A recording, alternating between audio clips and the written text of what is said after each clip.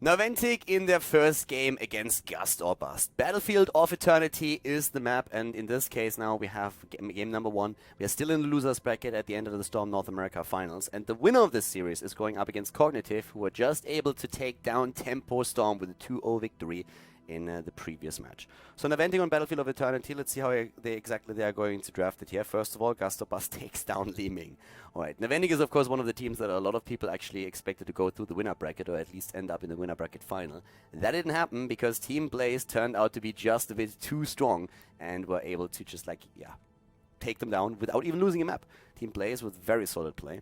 And a very cool start into the draft as well. Zool is still allowed, so far disregarded.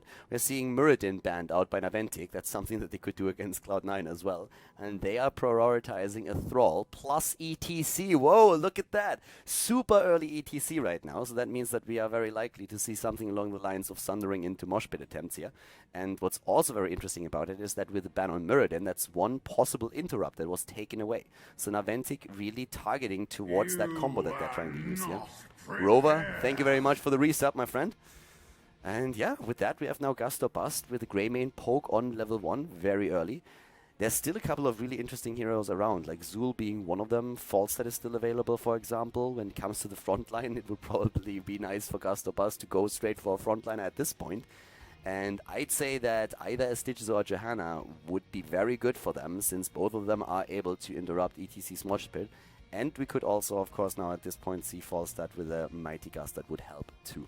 But especially Johanna might be what they need here. I mean, it depends a little bit on how you want to play it. If you want to just hook from a distance, if you want to protect your own Immortal, try to get a hook in and then a kill, then Stitches is definitely the better choice. If you want to have the option to go into your opponent and actually be the aggressor, then a Johanna usually helps you a little bit more with the engage that you get, especially if you go for Conviction on level 7. Rhaegar with the heals is going to be also a very nice addition, and as expected, there's the Johanna. No Falstad though. Falstad has actually been switched over to Rhaegar, which means she is pro Magic fan. Yeah, that caught me off guard a little bit, I have to admit. Yeah, let's see.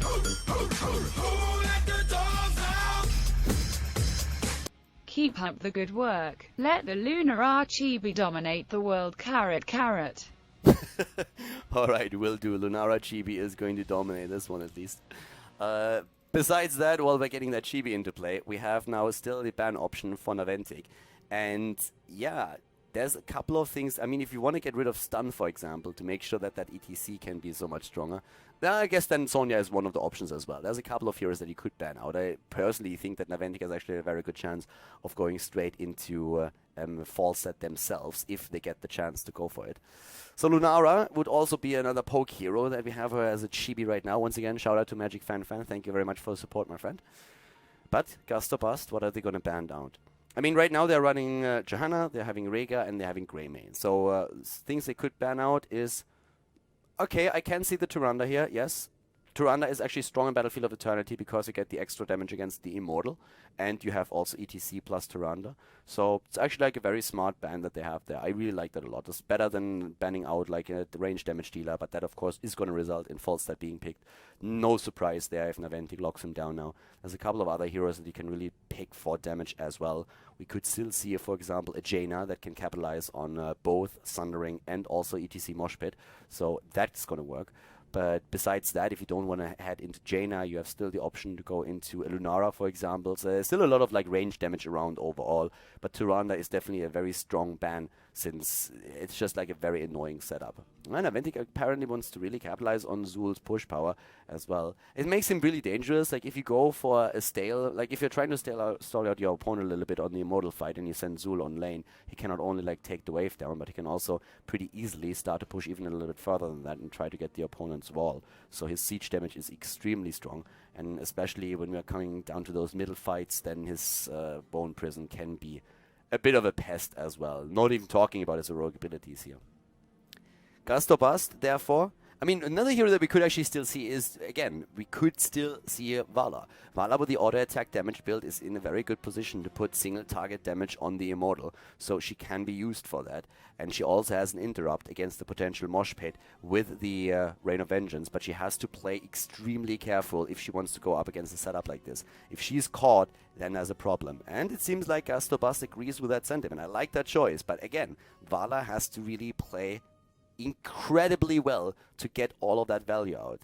You have nice poke against the Immortal, that's going to be very solid damage, but you need to make sure that you're not being caught by that combo that Naventic is aiming for right now. So if you are too far out, then you are going to run into trouble very fast. So if Vala is playing a great game here and is very careful with their positioning, then this can really, really do work.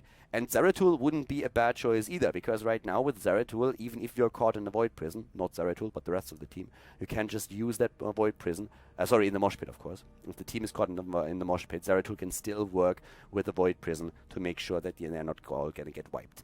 And a good ETC Mosh Pit, by the way, can also be capitalized on by Zul with those cursed strikes. I mean, that bad boy is going to do work with that. But yeah, last pick, of course, has to be a healer for Naventic. Uther is one of the options that they have in this case. As we said, Tyrande was banned out. With the setup that is being run here, Vision, I mean, would be nice. It could go into a Charism as well. You have Zul, ETC, and Thrall at the front line. Charism actually is going to help that, and especially after level 16 with the Circle of Life, it's going to be great. You have the mobility that you need to dash in, dash out. You could theoretically also adjust the level 4 talent, go into Foresight, so that you have a bit of vision on Zeratul if you really feel the need to do that. But Zeratul versus, I would like a Charism, but an Uther is totally fine as well. Uther is a bit more preferred on the North American server. They're not that reliant on Charism yet. Europe sees Charism as one of the best healers in the game at this point, and personally, I mean, being European, I kind of agree with that. But still, when we're looking at the NA meta, Uther is very well liked and played by a lot of these teams. And he brings a lot to the table. I mean, even ETC, Mosh Pit plus Divine Shield is a great combo.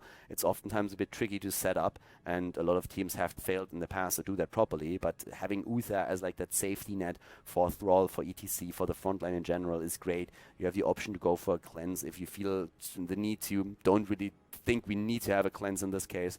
But yeah, Uther is a great addition. So they decide against Charism. They go for Uther instead. And well, guys, let's get ready. Naventic versus GosuGamers, game number 1 on Battlefield of Eternity here in the Best of 3 series. Our next Best of 3 series at the end of the Storm North America Finals has started, and this is the match in the losers bracket between Naventic and GosuGamers. To the left side of the map currently, we're seeing McIntyre playing Falstad. We have Erho on Thrall for Naventic, Kenma on Uther, Zuna on ETC, and Fan is playing Zul. To the right side of the map, their opponent, GosuGamers, with Talking Trees on Zeratul. We have Collusion on Johanna. We're seeing Frozen X on Vala, Thompson on Greymane, and Dark Chimera is playing Rega in this first map. Battlefield of Eternity, map that we actually haven't seen in a little bit, but already adjustments as the level 1 talents come into play. Again, Vala going for the hybrid build. Zeratul with the Gathering Power on this 2-lane map, and the Gathering Storm for McIntyre's Falstad, and a big fight in the middle. Tomster is actually a little bit infamous right now for his alternative build on Greymane. He went straight into an auto-attack build the other day, and we might actually see that today once more if he foregoes the cocktail talents on level 4. For now, it's only Wolfhard that he committed to. But we're seeing at the bot lane 4 heroes for both teams, so quad lane, the 1-4 split, as top lane is inhabited by the 2 melee assassins. Nice heal again for McIntyre. Dark Chimera jumping in pretty deep for this one, and the Scythe nearly taking the dog out. But Chimera is still there for the heals. Knockdown against Vala for Frozen X. Positioning is going to be everything in this game, and oh my god. If that wasn't a wake-up call, then I don't know what is. Frozen X, of course, with the D-back right away. I mean, in this case, you just can't stay long on lane. That belt is not going to help you. So yeah, he needs to move back, and that's exactly what he does. With all of those auto-attackers that we're seeing for Team GosuGamers, we have Thrall with the adjustment on level 1 going into block, and he will try to dodge some of those auto attacks. At the same time now, Erho is already in position here as well. As you can see here, we have Talking Trees, we have Tomster. They are trying to go for maybe like a bit of an attack, but Zuna is waiting in the bush, is trying to go for that slide. So far they don't know that he is there, but now that we have the Immortal spawning, it could actually end up with someone running straight into him. So Immortals are going to be on the map in just another 4 seconds.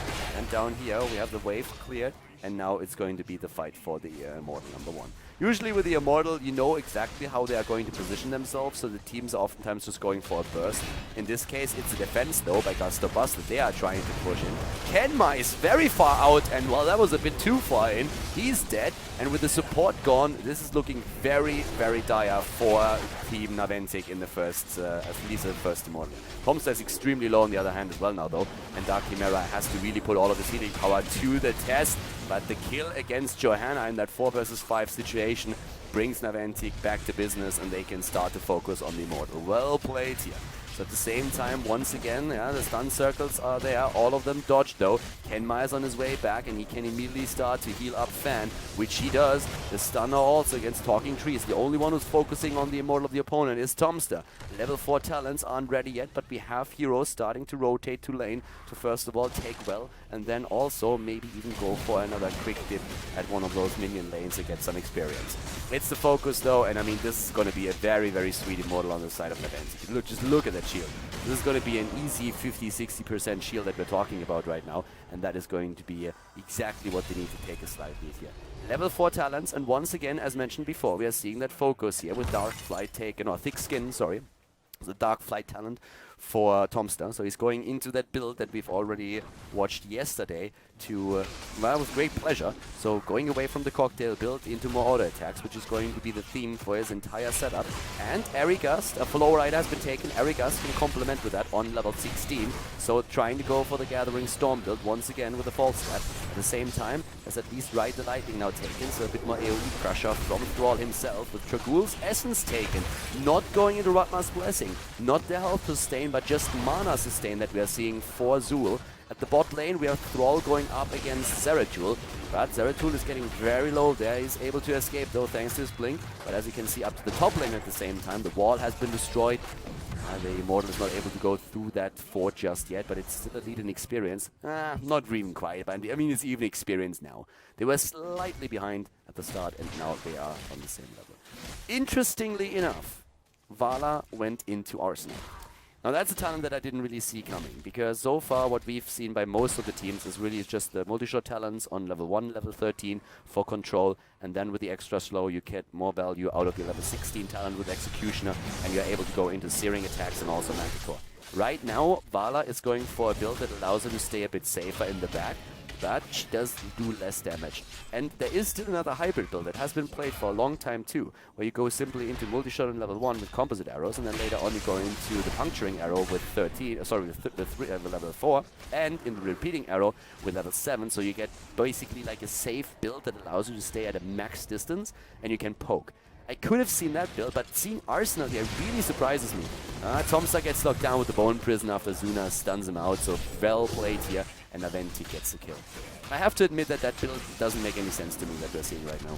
Aho a bit alone at the bot lanes, trying to go for a counter kill against Talking Trees, but it's already a bit too late. So now that we're having level 7, Vala is going to the Searing Arrow, but having an Arsenal build here, considering that it's a 2-lane map, doesn't make a whole lot of sense to me. You can poke from a distance, you get a bit of damage in, but I really feel that in this case, going into a hybrid build with Arrow would have been better than going into Arsenal in this case. So yeah, that would have been true. By the way, slight mistake by me, we have Ratma's Blessing taken on level 7. On level 4, what we usually see is, of course, in this case, Jailers. So instead of Jailers, they went into Dragul's Blessing. So they have now the mana and also the health sustain. I was actually getting a little bit ahead of myself earlier there. So yeah, not switching the talents out, but still having the double sustain 4-lane. So Jailers is a talent that we have seen a couple of times here on the North American server.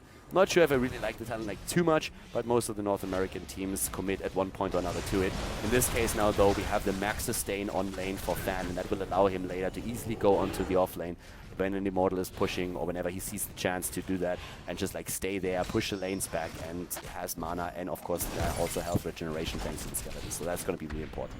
It's probably going to lead us into the skeleton mastery then on level 16. And the Corpse Explosion on level 13. Those are at least talents that he could go for. But overall, a very solid build here for him, of course. We're seeing with level 7 now also, the after the Gathering Storm, Boomerang taken. We have follow through taken for Zeratul, and as predicted, the Quicksilver bullets now for Greymane. So auto attacks, auto attacks, auto attacks. It's like the build that we've seen in the games yesterday, and with great success. But now the isolation of Dark Chimera a bit too far out there as the support. Down goes the Rhaegar. You have to have great positioning on Rhaegar now that you can't heal yourself anymore with Ancestral, and we are not even level 10, which should of course make that even more obvious. Double kill now as Zeratul is killed. 4 kills against 2, and Naventic isn't done. Naventic is not done. They're actually starting to chase the rest of the team, but with Dark Flight we are seeing Tomster escape once again. So now it's time to focus down the Immortal. And this is Immortal number 2. And with that we are seeing in this case another massive shield for the Immortal. It's actually like even bigger than the ones that we've seen before. It's going to end up at roughly 90%, which is absolutely crazy. Yeah, the rotating Zul to the top. Fan is currently trying to just make sure that this particular Shaman is not going to go through their fort. So they took a bit of damage at this point. But yeah, actually very well played here. So right now we're having at the bot lane also Frozen X. Well, everybody else is just like trying to, of course, push against the Immortal. But yeah, up to the top lane, Talking Trees is currently the one who's set up against Fan here, but Fan doesn't even try to push that in too hard. That Immortal earlier already, or they took already out the fort, so in this case there's nothing that you can or should do about it. Level 10s also there, Poison Nova has now been taken, we have the Mosh Pit, we're seeing also the Mighty Gust and Thrall with the Sundering. And Immortal with a big shield, plus level 10, of course, equals an insane push, since there's no heroic ability yet ready for Gust or Bust, and that is a problem. So right now, we're seeing them moving in again. Let's see what they're going to get out of this. At this point, we're having the level 10s. We're seeing also, of course, the Void Prison. We're seeing the Blessed Shield, Strafe as well. And there is go for the throat again. So Strafe with a multi-shot build, very old school style that we still have there. And this build is, I mean, we can talk about like the damage a little bit later. Vala is still at 27k, but it's like the poke damage, and Blizzard has nerfed multi-shot quite significantly. Nice Void Prism here against 4 actually, but the counter Mosh Pit, no interrupt, Divine Shield is on, and the Poison Over, the follow-up, the Sundering as Mosh Pit is about to expire. Here comes the Strafe, no interrupt against that, and that's the big problem with the Sundering. They used the Sundering while Strafe wasn't out yet, and Frozen X got the entire Strafe through. Thrall down, ETC dead, it's a 2 kills for 2 kills, but Frozen X is now about to fall as well. Frozen X is moving away, gets healed once more, but they're very likely to chase him down. Fan should have the cooldown ready for another Bone Prison, and there we go. He's going to lock down Vala, and that's the triple kill. And of course, the Immortal went through the entire keep. So Naventic currently far ahead in the game with a 1.5 level lead on them, and in a position where they can easily take level 13 as well and get even farther ahead. Falset is already on 20,000k. We're having Vala still, thanks to that Strafe gave her 7,000 damage alone. She got the entire Strafe through against the opponent's team.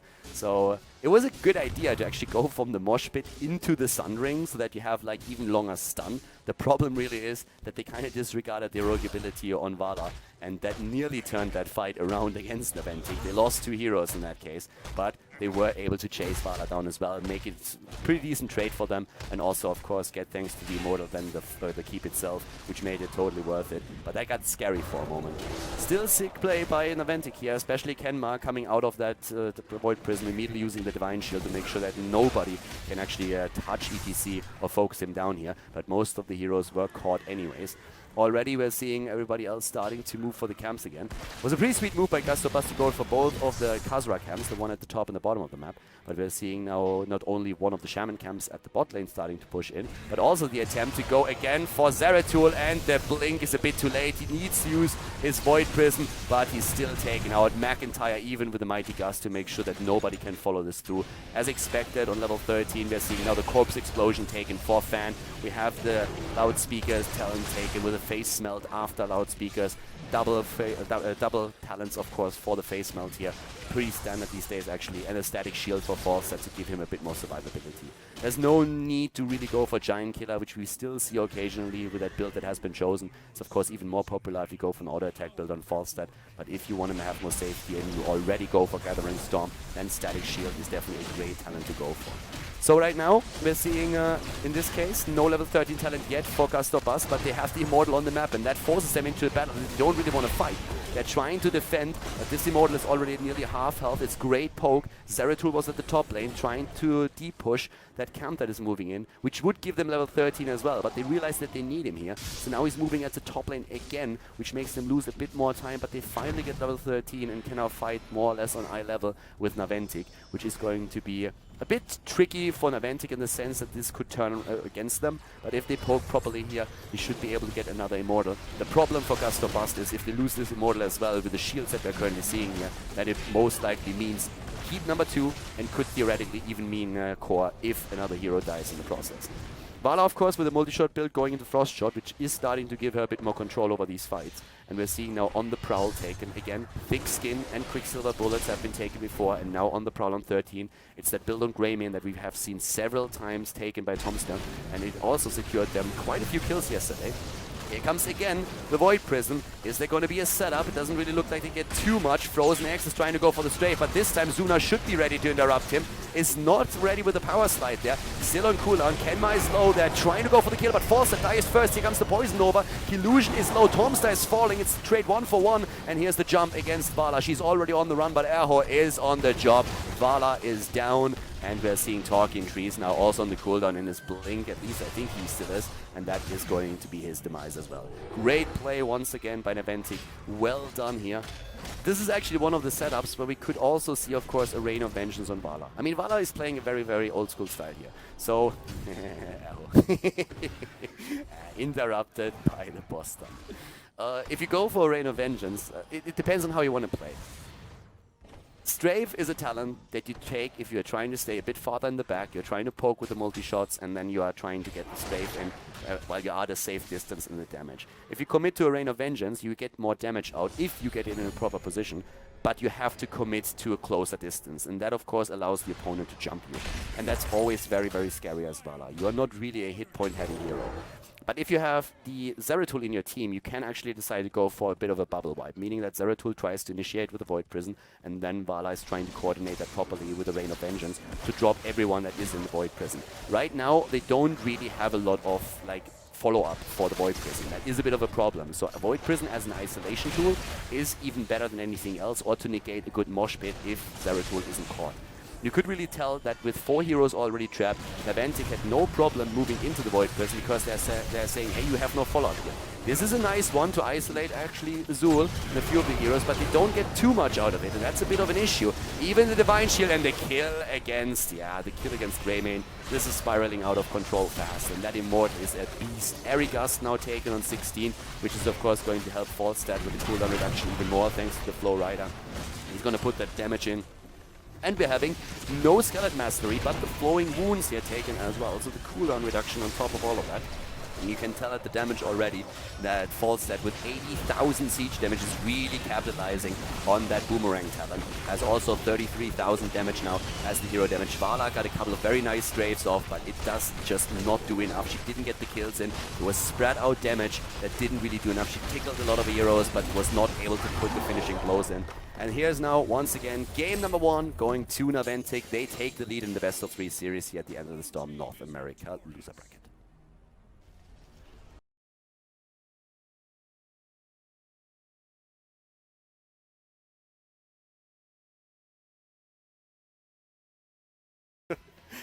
Game number 2, everybody. We have Infernal Shrines as our second map.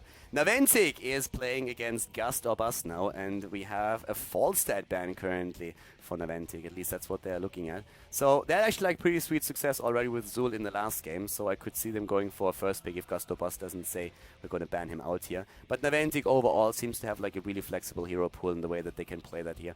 We have Gust or Bust at this point with the choice, and they say, alright, we're not going to deal with him again. Fan was just way too annoying on that, and we are going to make sure that we're going to get our damage in, but we don't want to deal with Azul. Naventic goes for that Mirrodin first pick, pulling a bit of a Cloud9 at this point. And as you can see, Greymane still one of the priority heroes for Gust or Bust for good reason. They're actually like very, very strong with him, even though it didn't really show in the last match too much. And if they lock down Thrall, now that would be an interesting development already. So we have apparently then the auto attack brothers up at the front line, which would be kind of nice. This is going to be interesting. That would also mean that Li Ming is still available. Yeah, but the Rhaegar instead. Okay, so really prioritizing the heals for now. Li Ming not banned out, not taken yet. That could lead us into Naventic playing with the rebellious wizard. As she's called. Nah, Gastabast, yeah. They know that this is a bit of an issue. They're kind of saying like, Li Ming, Rhaegar, what do we really go for? That Thrall is also quite tempting. It's definitely a difficult choice. I really feel you don't have to commit to Rhaegar. There's great supports out there, but then again, we also know that North America doesn't really value charism too highly, so it's mostly about Rhaegar and also Uther in most cases. We have seen actually quite a bit of a variety in healers, in supports. Naventic with Sonya as a potential lockdown. I really like Wooty, thank you very much, my friend, for the support, dude. Cheers for that.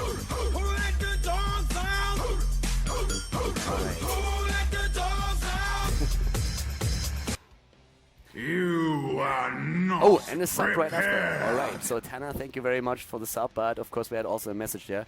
You even Vala, mate? Yeah, well, I play Vala quite a bit, even though I have to admit that I think my avatar is a bit higher these days. What do you think about that anti-feed Zuna tactic in the last game? Well, it worked out for them. It was actually like Zuna played quite well there. It was a pretty sweet mosh pit that he got off. But this time he doesn't get that chance. No ETC in this game, but a Sonya. Meridian Sonya, I like it a lot. I think that Meridian Sonya is very strong. It's something that Europe plays a ton. It's very aggressive. And Tacita can be played with that quite nicely as well. Do you realize who's missing here? It's Li Ming. Li Ming is still not taken. So nobody likes a wizard. I hate wizards, by the way. In Diablo 3 and Diablo 2, even in Diablo 1, who likes wizards? Seriously. Like, you need to be a warrior, and you need to be at the front line, alright? You want to do damage. You want to be the guy that is really, like, facing evil and fighting, like, with his bare hands against them. And then you have, like, a shitty wizard in the back that's just like, whoo, flame wall, pew, flame strike, pew, firewall, pew, and everything just, like, evaporates. Wizards are cowards. They are real cowards. They're always in the back, and they're all virgins. So, with wizards, like, yeah, we don't like them. That's why wizard in this game was not taken, because Naventic said, we are way too manly to pick Li Ming. No, we want to have Muradin, a man with a beard. We want to have Sonya, a woman with a beard. And we want to have Tacita, because he's a Protoss. And they're imbalanced. So, Gust or Bust in this case, they have the next shot at the picks, and they ban out support. They don't want to go up against, like, Tacita, Uther, which we actually have seen. And I could see Naventic go for a ban, I mean, either a frontliner, or they're just saying, like, ban out Li Ming. But yeah, so both of them would be possible. It's a frontliner. Not a tank, though. It is a bruiser instead. So they ban out Thrall, which oftentimes is picked against Sonya. Actually, like, most of the time is the other way around. To be honest with you, Sonya actually picked over Thrall quite a bit. But yeah, let's see. For now, Gust or Bust, I mean, it's very likely that they're going to go for the Li Ming. Let's think about that for a second. They were struggling between Rhaegar and Li Ming, so it's kind of likely that we're going to see another damage dealer for them. And apparently, they liked what they saw in the last game. They were like, ETC Mosh Pit? That wasn't too bad. Let's do that too. So they have ETC with a Mosh Pit. We already have 2 interrupts, but still. And there is our wizard as well. Oh, well, which one of them? Do you go for the blonde or do you go for the black hair? It's like a style choice. I mean, ETC likes Jaina probably a little bit more because, like, that burst damage is insane. Li Ming with the resets, on the other hand, is very, very sweet. So that's another thing that they can get in here. Both of them have their advantages. It really depends on how heavily you are focusing on that mosh pit that you get that through. And apparently they want to make sure that Li Ming has a chance to get her resets, so no Jaina, and that's absolutely fine. It's a pretty sweet setup. Should get a lot of space from ETC and from Greymane as well. And yeah, let's see how Naventic is going to round that draft up. They can play with their Tacita solo, it's definitely possible, but they can also just simply say, hey, you know what, we're going to get, for example, Tyrande with Muradin. Hell yeah, Tyrande and some damage in the back. Orania, thank you very, very much. Cheers. And Evolution 85 is my name and I love to kill Laura Yania's rule of caps lock is cruise control. For cool, I will not be contained. 323 to release Laura. I don't think that was Evolution. I'm pretty sure that was the bot. My bot does not like caps lock. I think the caps lock rule is currently 15 letters or something. Yeah, there is that Tyrande, by the way. As predicted, Tyrande Tacita has been taken. and a Jaina for the burst damage. So Naventic is going to try and blow out some targets, whereas Gust or Bust would probably well advise to set another frontliner into play. Let me think about that for a second. Leoric, yeah, works for the shrines. You know what I could have seen here? I could have seen a Tyrael. Yeah, I could have seen a Tyrael here as well. I think Tyrael with Sanctification would have been a good choice for them as well. Leoric, of course, brings the wave clear. That's really sweet for the shrines. But an alternative to Leoric would have been Tyrael, in my opinion. Yeah.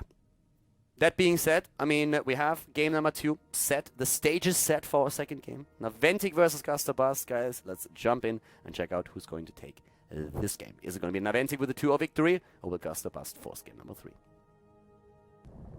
Game number 2, we have Naventic going up against Gust or Bust. So, ladies and gentlemen, to the left side of the map in blue, it's Frozen X for Gust or Bust. On Leoric, we have Tomstar. Guess what? Yes, he's on Greymane. Talking Trees is playing Liming, and Dark Chimera on Rhaegar. Khaldor at this point, playing ETC into the right side of the map. It is Naventic with a very, very fun comp here. It's blow up time. McIntyre on Tassadar. We're seeing Zuna on Muradin. And yes, Fan on Jaina, Kenma on Tyrande, and Aho on Sonya. I mean, we all know the Zuna feeds meme, and so far, I guess like he's taking it with quite a bit of good humor, to be honest with you. And already someone was joking a little bit, okay, how will you make sure that Zuna doesn't feed? You put him on the hit point heaviest tank in the game, and there's Muradin right there. So let's see how he can actually perform on Muradin after he showed us a pretty sweet game already on ETC in the last match. For now, we have also on the level 1 Deep Chill taken for Jaina, and the blow-up style has started, and Tomstar is the first victim. Yes, that's the problem if you're going up against heroes like Sonya, Muradin, Jaina, Tyrande. That's pretty nasty. McIntyre is actually a bit of a sad panda here, because first of all, like, how wrong is it if you are riding a treasure goblin with Tassadar? If you actually have the Tassadar skin that transforms you into a plane and you say, no, I want to ride a goblin. Like, what's wrong with you, McIntyre? Something is seriously the issue here. Like, that being said, and that highlighted, I have to once again say that in this case, it's really a blow-up comp that we are seeing played. And Tassadar is the only one who's not going to contribute to it too much. He's the one that's really in charge of shields, and he's the one who also has to make sure that they're going to get some AoE damage on those shrines. Rhaegar is down now. Rhaegar versus Tassadar, the trade, apparently in the mid lane here. Now, that's an interesting situation. Like, how do you die as Rhaegar if you are with 3 heroes jumping at Tassadar? I guess he was running into the tower and the tower finished him off. That was a pretty decent trade for McIntyre. I mean, if you already die and 3 people are trying to gank you, then at least take 1 with you. So I would actually like put that on the win, into the win category. Once again, we have both of the teams going for shrines, and look at that. It's a kill potentially, stun into stun, but Rhaegar is there for the heals, and who's missing? It's Fan. Fan is not there with a Blizzard, and that allows, at least for now, Khaldor to get away. But of course, they always have the potential to repeat that performance. Zuna needs to well up because he's running out of mana, and he needs quite a bit of that if he wants to get the Stormbolts in. So that's what they're currently trying to do. Once again, here comes that shrine, and level 4 talents for both of them. Here's again that build that we've been talking about. Thick skin after Wolfheart. Auto attack bullets on level 7 is going to be the thing as well. Already the focus on Leoric, but Zuna is still waiting with another Stormbolt. They're going to try and get that in. Fan, on the other hand, is a bit too far out, blown to pieces. But the counter kill is there. Down goes Greymane. That's a lot of damage that is now missing. Frozen X does not have the Wraith Walk ready, and he falls too. 1 kill for 2 in this case, and Zuna, he wants another victim. He goes for another Stormbolt, but he's running out of mana, and isn't cool. So right now, we're seeing them really start to pressure the shrine, and they could actually get the first Punisher. But Talking Trees is still poking with Liming from the distance. Zuna actually has to go back. His well is on cooldown. So right now, that's like the chance that they have to maybe get a few of those minions. Yeah, well, Gust or Bust, of course it is. But Zuna is going to be back soon, and then they can try to go for another blow up against like a target, like maybe like Dark Chimera against Tomstar, who's also back to business. But it is very close to giving them the first Punisher. 33 of the minions are already there, so they have to make something happen. Khaldor is moving away, but the Arcane Punisher is taken. Kenma is low, so is McIntyre, and Tomstar is mercilessly finishing both of them off. Nice double kill for Greymane. He gets away. Kenma is complaining about lag as they're losing Sonya and also Muradin. A quad kill against Naventic. That is, of course, a bit of a disaster for them right now. I'm not quite sure what that... Like, are they playing on a different server that is affecting Naventic more than it is affecting Gust or Boss? I'm not quite sure. Fan... What? What is happening? Fan just died to the Punisher. Got taken out too. That's a team wipe, more or less. They're a level behind. There's no pause. I mean, if you have problems with the connection, you would expect a pause to be implemented. And there was no discussion over servers that I could follow, so I'm not sure what's happening here, but apparently Naventic is not really happy with the development. I don't really blame them. I mean, they just lost 5 heroes. And we have now on level 7, Paralyzing Rage taken for more control in teamfights thanks to Leoric, Quicksilver Bullets as expected, and Seeker after Charged Blast. So an entire level lead now for Gust or Bust. Naventic is having issues here. Now let's see how exactly that's going to work out for them. Greymane again with that build that we've all been talking about yesterday already and today too, but in this case, yeah, he's not going to get away. Not this time. They want the kill, they get the kill. And they have the level 7 now, so they actually engaged into this fight with not having the access to the level 7 talent, which is going to make it a bit easier for Zuna, of course, now to get the Storm Bolts in, thanks to the piercing bolt that he has right now. So also, with Kala's Embrace finally accessible to Tacita, this is really the time where Tacita is hitting a huge power spike, because now they're going to get all of these heals that they need. Ho is very, very low here, and Frozen X and Collusion are actually just waiting for him to expose himself for just a moment, and then they can go in. But down to the bottom of the map, we have Rhaegar soaking the lane, and he is a target for Zuna and Kenma. They're starting to rotate in. Dark Chimera knows that this could be happening and is just playing it super safe right now. And that's exactly what they should do. Besides that, but yeah, just as I praise him for his positioning, he's moving in, but not taken down. Instead, it's the kill against Kenma potentially. Yes, there we go. It's not only Naventic that has a bit of like of a bust potential here. Gust or Bust also has actually quite a bit of damage on their end with Greymane and Liming. So if they get that power slide in from ETC, they can make that work. The real problem for Naventic is really that level 10 that is looming on the horizon for Gust or Bust. That heroic ability is going to secure another Punisher quite easily. At this point, we are seeing camps taken towards the right side. Very good timing here, actually, for Naventic. I like that a lot.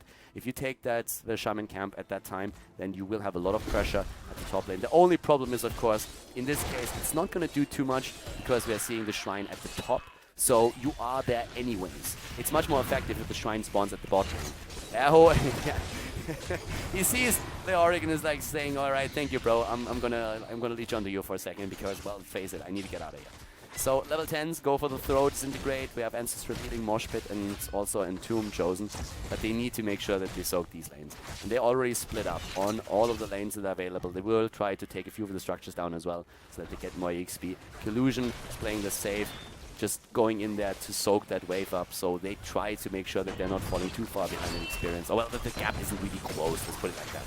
They're not really in danger of falling behind in experience. I mean, they have an entire level lead, but of course they want to make sure that they at least soak a few of these lanes. And at that time, we have also now the arrest of that sniper duo, or sniper trio, coming over here.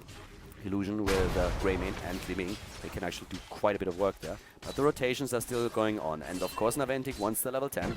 And that could be the case right now. Already? Oh, Stormbolt! Ah, yeah. Tarana is a bit too far out. Kenma wasn't actually with the team at this point, so I'm not quite sure if they didn't really call it in time. But Zuna is staying. Zuna is saying like, alright, you want to go for me? Come at me, bro. And the kill against ETC. Mosh Pit attempt with Ancestral, but the Ancestral just hits half a second too late. And this could be a disaster for Gust or Bust. Zuna whiffs the Stormbolt though, so Tomster is still there. Gets healed. Frozen X gets away, and Dark Chimera went deep for that Ancestral, and now he's dead. Tomster is killing off Tacita on the other hand, and he doesn't stop there. He wants Kenma, and he gets Tyrande. Finally he falls, but Liming is going to deal the damage against everyone. Zuna! Oh, he's not dying! Ghastly Reach with... Oh, and as I say him, he runs into John Cena and is saying like, oh my god, what's there? Look at that, a free kill. So yeah, Zuna, I guess if you run to the right, you escape, bro. But yeah, running to the top into the Punisher was probably a bad life choice. Mistakes were made in this case. Level 12 versus level 11, and in kills we have 12 against 8 against Naventic. So I didn't even think about that punish anymore. Yeah, that was of course taken up at the top, but Zuna apparently didn't really think about that either, and was just like saying, all right, I'm gonna get away. That guy doesn't have ghastly reach. He's not gonna hit me with that skeleton swing. I will survive. Turns out he won't. But down here, we have the Stormbolts coming to play again. And guys, I want to highlight once again, just for a moment, how Tomster is really currently wrecking face. I mean, that Greymane build that he has is so aggressive, and he's really getting some value out of it. He jumped into that last fight, took down both of the supports, and started to focus on the rest as well. He got massive resets for Li Ming, who was able to dish out the damage in afterwards. But of course, for now, we have level 13 talent now for them as well. And that gives us Glass Cannon as well. So Glass Cannon has been taken here. We're also seeing at the same time then once more the cooldown reduction with the tidal waves. And pressure play from Gust since they realize that they have a lead that they can try to exploit. We have a split on 3 lanes from Naventic. They're trying to get the experience. And at this point, as you can see, damage output from Li Ming and also Greymane pretty much on top of things. 24k, 23k, looking pretty strong, looking very strong. So that being said, Li Ming, the only hero in the entire game that hasn't died yet. Level 13 talent isn't ready for Naventic either, and that means that this mid fort is going to fall for sure. But it looks like they are willing to actually engage into a battle. They should maybe wait for Sonya to come in, and she is starting to move in. Aho from the side, from an angle. Mystical Spear chosen. Maybe that's the moment. Tomster sees a target. Tomster sees a kill. Tomster angry. Tomster Hulk. Tomster smash. Trying to go in and smash a couple of faces, but Aho this time is a bit too fast. And let's just face it, I mean, like with any skin that you choose for Sonya, if she's getting smashed, this is just an improvement. Not really, she's not going to win any beauty contest anytime soon. She could win a strongest man contest on it. And she still looks like Eminem. So, if you don't believe me, just look at that beautiful face down there. And yeah, take that paint away, and you're going to have Eminem right there. Sonya at this point, there's the aggression for the kill against Leoric, and let's kiss your life goodbye, Leo. So Leo is down, Shrine's active, meaning this turns into a 5 versus 4, but of course Frozen X is the one time, like if you're losing a hero, you want to lose Leoric, because he's going to be back faster, he's going to be back at the same, like he can move in ghost form, doesn't have to go back to the Nexus, so that's also pretty important. But right now they get a lead in numbers on the minion stacks, and that's an important part. There's no level 16 that is a threat just yet, they just reached level 15, Gust that is, but now the fight is starting anew, and Zuna jumps out as he's already being drained. So Tomster is starting to get that damage in, and he is really doing well. Zuna goes for Avatar, they want to go for the engage here, they're starting to jump in. Here comes Aho, Tomster wants the kill, the heals are there, but yes, Ancestral is on, and he's going in again. There's that mosh pit, it's a good one at that, and 1 kill, 2 kill, oh my god, Kenma down, they lost Sonya, Zuna is still alive. That's a sentence that you don't say too often. Zuna already, and he's down, so Zuna is dead, and Fan is going to probably die as well, as Collusion is now moving in. Yeah, I mean, Tomster, this guy's a legend. He is just rocking it. It was a great mosh pit, by the way, as well for Collusion. It was really well done there. I want to highlight once again, by the way, that all of these Zuna jokes are also just jokes. I mean, that meme developed a long time ago, and he is a pretty strong player. There's a reason why he's playing for Naventic, and he's actually doing quite solid work here at the front line as the only warrior next to the bruiser type Sonya. So yeah, just all in good humor. Of course, I don't really believe that Naventic is currently thinking that these things are too funny, because they are way behind in this right now. There's way behind in this particular game, and with Relentless Predator not taken as well. I mean, right now, if you think about it, this is more or less a Relentless for you. A bit of an improved version on Relentless, and against Muradin and, of course, Durana, this is going to be a great time for him.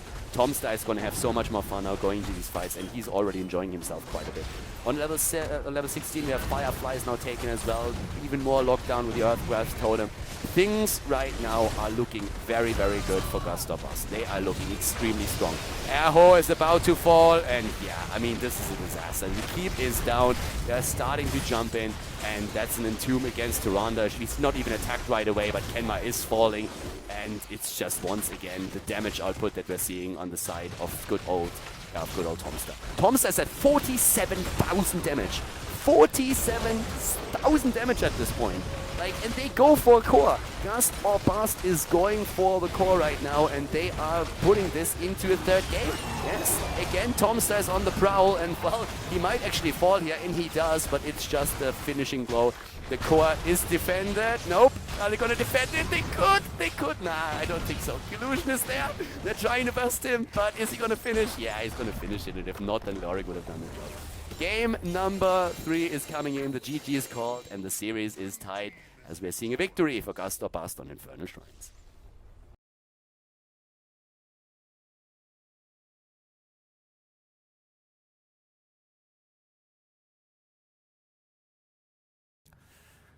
Game number 3, everybody, on Sky Temple. Naventic against Gust or Bust. So Naventic actually just lost the last map, and first pick, first ban for Gust or Bust. I think we could see, guess what, a Greymane once more. Tomster, I mean, like, he's a legend on that hero. That was pretty sweet. I want to highlight something again, by the way, since the lag was mentioned in the last game. Apparently, Naventic had a bit of issues with the server. It was the same server as in game number 1. They didn't have those problems in game number 2. They never blamed the loss on lag. They never said anything about that. I just asked them afterwards because I was pretty curious to see if they played on a different server. In case that you don't know, by the way, if we have a couple of European viewers right now, you can switch between different servers on the North if you're playing on the North America region, which is pretty important. So for now we have actually the respect ban. Naventic bans out Greymane. They're basically saying, screw that Tomster guy, we don't like him. He's wrecking our entire backline. And it's not going to happen again. So Gust or Bust decides to go into Azul instead. They banned out Falstad here on Sky Temple, which is of course in the map choice of Naventic. The team that takes it is going to advance to face Cognitive in the next round. The team that loses is going to say sayonara to the end of the storm, and well, we'll drop out since we are already in the losers bracket here. So Liming versus Muradin, not versus Muradin, together with Muradin is being picked on the side of Naventic, and Gust or Bust.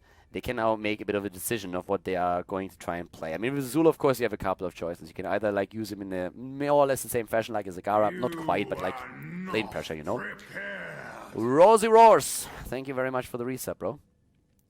Yeah, so you can use Zul as like a solo laner or like a lane pusher, or you can use him as a setup for burst. That's one of the things that you can actually do if you want. So that's a chance that you have with him if you want to capitalize on the Bone Prison, for example. Overall, in the fights, he's just like a menace to deal with, and if you have some follow-ups on his Bone Prison, then you can, of course, like burst the target down. That's why oftentimes Jaina is being played with him. But it's not the only focus. I mean, he's a pretty versatile hero overall. And even though Blizzard nerfed him already, he is still very strong and is also a pick that we basically see every game. We have seen a couple of matches where he was picked extremely late, but usually you see him either banned out or picked a bit early. It's not necessarily a must-have. It depends a bit on the map, but he still is very flexible in the way that he can approach the game. And of course, we've seen so many different builds. Scythe Focus, Skeleton Masteries, like there's a lot that he can do with it. Gust or Bust on Sky Temple here could go into a Thrall right now. I mean, Zagara is still around as well, which might be picked up by Naventic, I suppose. We have also the opportunity to go into a Zeratul for one of the two teams. Thrall, if they take him now, they of course risk that also one of the tanks is banned out. Could see that. Maybe even a ban on something like Tacita still. I mean, Rhaegar Tacita, Rhaegar Tyrande, just double support in general has become a little bit more popular. Naventic, I feel, could just like simply ban a bit of the fun.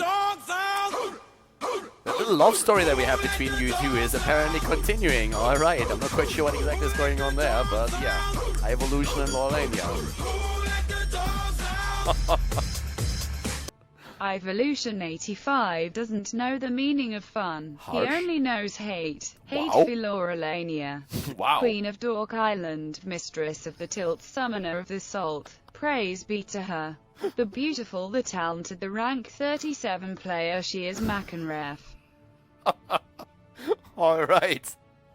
You've been told, sir. So, yeah, apparently people in chat are having a bit of a conversation right now. An interesting one at that. Well, currently we have the development with an ETC banned out, so another frontline ban. No more mosh pits for you. And Sonya banned out since Gust or Bust was apparently a little bit impressed by Sonya in the last game. And, well, they still won the game, but now that also Greymane has been taken away, they want to make sure that no bruiser is in their face during these fights. Naventic is still sticking with their guns, though. They're going for... Really? Naventic wants to go for Murder and Tyrande. The creepy wanker. Alright. Get prepared for something Dear creepy. Kappa Pride Idol, you do not need to eat a banana the Kappa Pride way. My imagination is great enough to see what I want to see. The fact you deny us the Kappa Pride way to eat bananas deepens our desire and strengthens our imagination. Alright. I'm gonna distance myself from that. Yeah, Naventic with Vala. I expect still that hybrid build with the composite arrow and also the auto attacks to be taken here. But already, like, it's really the focus on burst. I mean, you could play this with the Jaina, of course, as well, if you want to have the blizzard damage in. But that's really focusing very hard on that particular style of play of, like, bursting a target away. Muradin Tyrande. The one hero that is still missing, by the way, is someone that can help out at the solo lane against Thrall. They don't really have someone yet. They could put Vala in there if need be, but it would be kind of nice to have maybe someone else taking over for that. Gust at this point is currently looking at Lunara, and we're having Leoric, theoretically. Leoric, again, as a solo tank, is oftentimes a bit of a risk that you run. With a Thrall and a Zul next to him, it's a bit easier to really make that work. But in this case, they are also, of course, just trying to create space for Lunara. We all know how much damage she can actually pull out if she's able to just, like, poke the entire time here. So it's one of the things that could definitely happen in this setup now as well, that Lunara is just, like, so shielded that she's able to just wreck Naventic here. But once that stun combo hits Lunara, she's dead, of course. I mean, even Ancestral is probably not going to hit fast enough if Muradin and Tyrande get her stuns in. And if Li Ming is starting with her resets, then damage is definitely going to fly around during the entire battlefield. So, that being said, we have with Vala a very nice damage dealer in addition to Li Ming, and I expect still that multi-shot auto-attack hybrid. Naventic can play a couple of different styles right now with their last pick. They could go into a Tassa dive, they want to run the double support. They can also, of course, try to even add more damage, or they're just saying like, hey, listen, we need another frontliner here to help out a bit. And when we are actually talking frontline, I mean, what would really just jump to mind here? We have in this case... Interesting enough, we still have, oh yeah, Zeratul would work too. We have interestingly no Johanna taken, but Leoric over Johanna, which I find very interesting, and I feel it has to be because Muradin is the hero for Naventic, so that you can actually use Drain Hope. But Zeratul taken, and Zeratul is of course like, Lunara is going to have a very, very tough time here, I want to say. Game number 3. The stage is set for a final game between the two teams here. Let's see which one is going to advance to the loser bracket to face Team Cognitive in the next round. Naventic or Gust. We're going to find out right now on Sky Temple. The final game between Naventic and Gust. The series is tight, and we are looking at Sky Temple as our final map with Zuna for Naventic on Zeratul. We have Fan on Li Ming, Kenma on Tyrande, Erho on Muradin, so once again that stun into stun combo, and McIntyre playing Vala. To the right side of the map, Tomster with Lunara. This time Greymane was banned out, so he didn't get a chance to go into Greymane, but Lunara is going to be his weapon of choice for this time.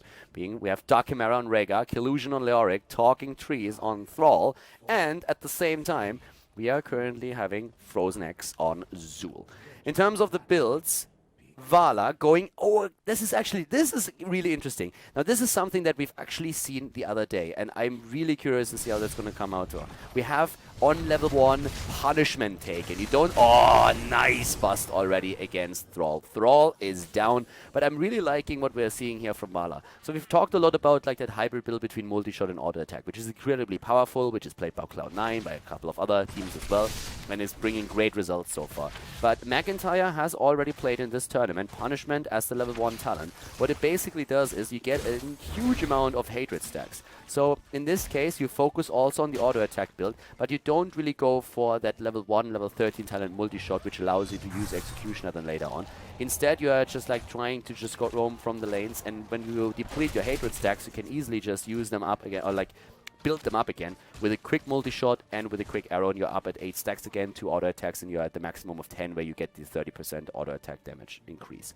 So a pretty cool setup here. McIntyre is doing that again.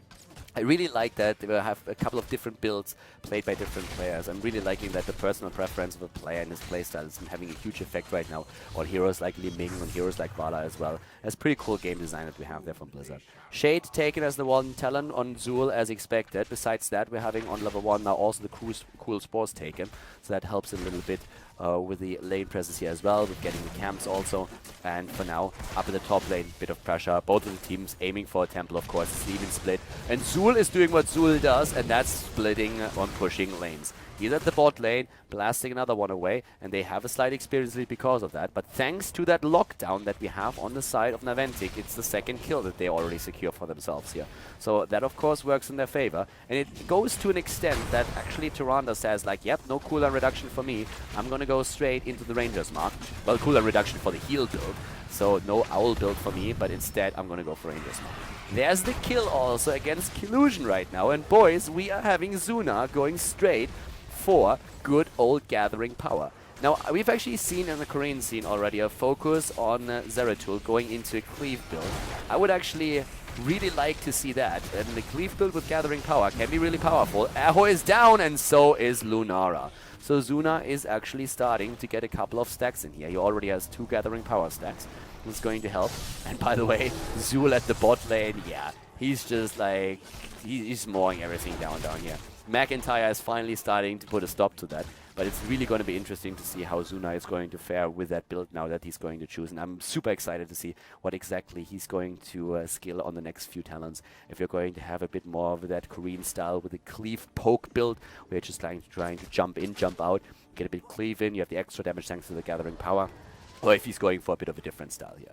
But Cleave would, of course, make sense with that talent. And already, with a Singularity Spike, putting a bit of damage on the board here. We're seeing with the level 4 talents now also a bit of a side focus for Zul, who went into the Death's Reach for the range increase. Good poke from him. We have actually seen a couple of Zul builds with full scythe focus already in the past. Yeah, McIntyre has to escape from Frozen. That Bone Prison is always a bit of a risk there, if you run into it, of course. Manticore as a level 4 talent for Vala. Going into that auto attack build that we've been talking about, and on level 7 it should be the Searing Arrows. Here comes the follow through though on the side of Zeratul. So Zeratul still with a follow through as the level 7 talent. We're seeing also Nature's Culling now chosen for Lunara. It's going to help, of course, to burst a few of the structures down and later on, and if you have to deal with the boss, that's also quite helpful. At the same time, Ratma's Blessing, again for the sustain on lane, and the teams are just preparing for the next temple phase, which is of course going to hit the bot lane. After level 1 talent with Power Hungry, we have Charged Blast, and very likely that we're going to see, yes there is, Seeker as the level 7 talent. And so far it's actually just still these kills that we've seen already on the side of Naventic.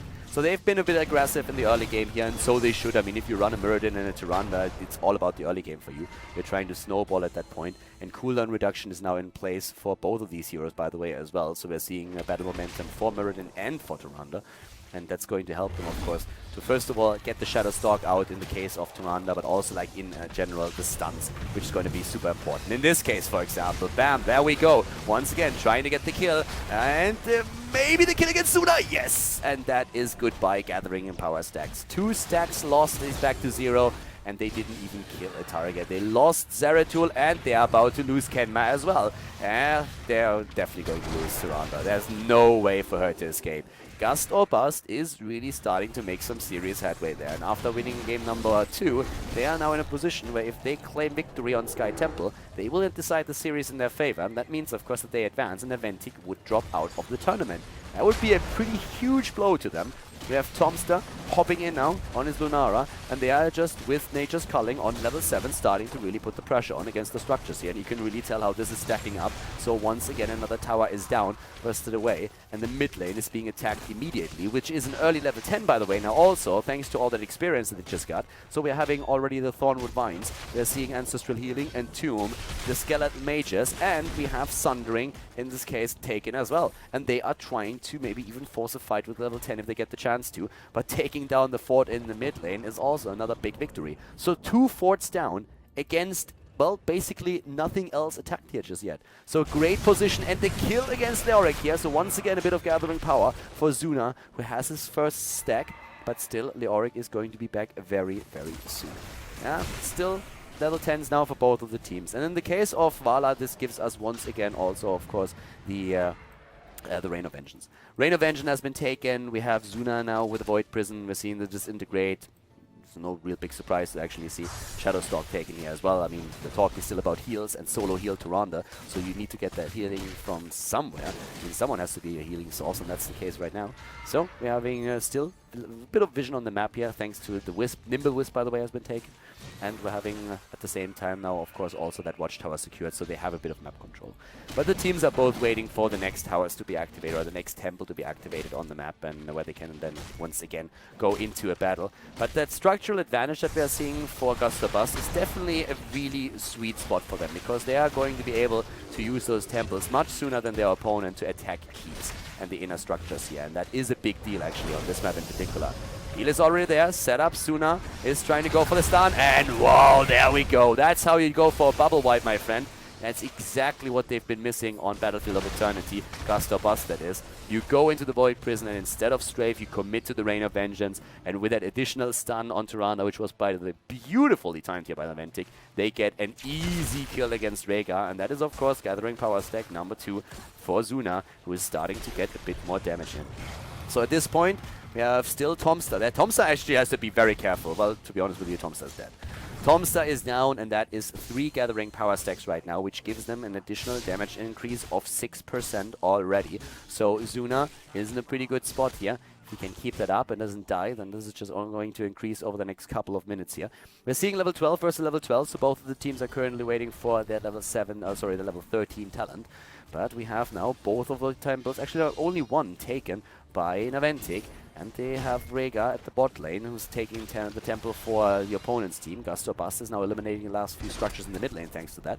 But we have another team fight potential, and once again Zuna with a kill. Talking Trees is down. That's another stack for gathering power. Another kill, resets everywhere, and Zuna isn't even done yet. They're trying to go for Dark Chimera too. They don't get the kill this time, but Zuna is already at 5 additional stacks, and that means, of course, 10% extra damage. So, really nice. Ability power for him that, of course, makes that cleave in particular very dangerous, and also the singularity spike. They're trying to go for the next skill up at the top, and they might actually even get that against Collusion. They don't follow up on the Wraith Walk though. They're completely happy at this point with just like going for the temple. And Zuna, by the way, is at the bot lane anyways. He wouldn't have capitalized on that kill with his stacks anyways. We have, by the way, Lunara adjusting to the situation by going straight into the Greater Spell Shield here. So, Greater Spell Shield used. Zuna needs to be careful that he doesn't get taken out here. He wants that kill still though, and they go for the Rhaegar kill. 6 stacks on gathering power now for Zuna. Once again the lockdown against Rhaegar, and great move there by Vala with a very nice Rain of Vengeance. It barely hit, but it did, and that's all that they needed to capitalize on the damage of especially Li Ming. So Zuna is at 7 gathering power stacks already, which is 14% extra damage, and they are really rocking the show right now. They go for boss, and Naventic is really showing some nice plays there. And that was even without Void Prison, so they didn't even have to go for a Void Prison setup in that last fight. We're seeing Void Prison chosen, the Wormhole is there. Vala still went on level 13 into the slow, which of course helps, especially if you want to get like one of your additional Rain of Vengeance stacks in, but didn't really feel the need to go into like a Spell Shield or anything. I mean, usually you end up either going for Frost Shot, for Spell Shield, or you just decide to go instead for Giant Killer. All of that doesn't really help her here, though. We have the kill against McIntyre, so he's down. The boss is still pushing. We have an entire level lead on the side of Team Naventic, and they have to eliminate the top fort now as well, where we already see Fan making sure that at least the camp that was taken a bit earlier by Gust or Bust is taken out. So to give you a bit of an idea what we are talking about in damage right now, Zuna's at 14,000. He has 7 gathering power stacks at this point, 18k on Li Ming. We have 16,000 on the side of Vala. It can be a problem in the late game that we have Tyrande, not with an Owl build. I mean, yes, the battle momentum helps a bit on level 7 to get the cooldown reduction in for the Shadow Stalk. In heals, Tyrande is currently at 16,000. Rhaegar, by the way, only at 12k. Now, that's pretty crazy if you think about it. Yes, a few of those ancestors haven't really hit home fast enough, so he didn't really get a chance to use that. And his healing power is going to increase now that he, on level 13, started to go straight into the tidal waves for the cooldown reduction. But overall, Rhaegar behind Tyrande in heals is definitely something that you don't see every day. Level 16 talents are finally ready for Naventic, and that means that we are now also seeing the Rending Cleave for Zuna on his Zeratul. We're having Mirror Ball with the extra shots for the missiles taken for Li Ming, and Stone Skin, or as Leoric dies up at the top, has been claimed for Vala. So once again, Zuna with an additional stack, and that means that right now he is actually at 16 gathering power, 16 additional damage already. Talking Trees is about to fall, and now Zuna is at 9 gathering power stacks. Welcome, 18% extra damage, and he is going to have quite a bit of fun in the late game, especially if he doesn't die at this point anymore. But he is starting to become a huge threat. And again, they didn't commit any of their cooldowns on their heroic abilities to these last few kills, so they are still in a really great spot. Starwood Spear on level 16 has now been claimed, so we finally have the level 16 talent available for Gust or Bust, but they're starting to fall behind fast. And the 2 temples that are on the map have been announced, so that they're going to be active in another couple of seconds. Amplify on level 16 for Zool for the additional burst.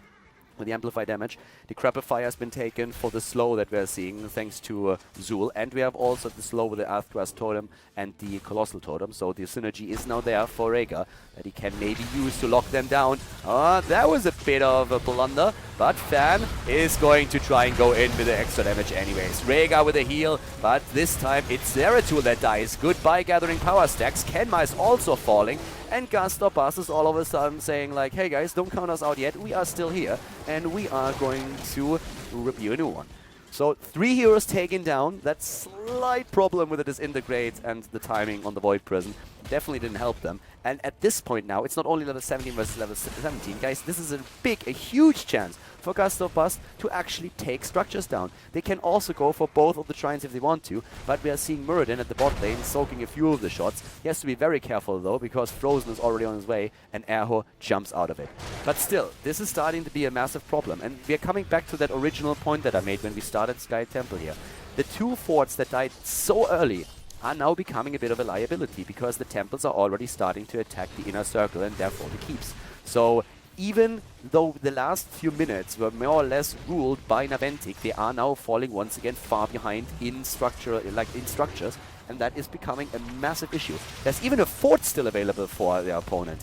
Nice lockdown against Frozen. There's the cooldown again, and he goes for the Skeletal Mages. That might be a kill. Frozen is still alive, but not for long. Erho takes him down. There's the Entomb against Zuna. He's in cooldown on his blink. Zuna is dead, and they are trying to kill Erho as well. Nice. Thrall is down. He nearly was able to survive here with the Frostwolf Resilience. Illusion is falling too. Naventic is going into a killing spree right now. McIntyre is securing the kill against Rhaegar, and the only one surviving is Tomster. So overall, 17 kills against 8. We have 25 kills in the game, and we are only 14 minutes in.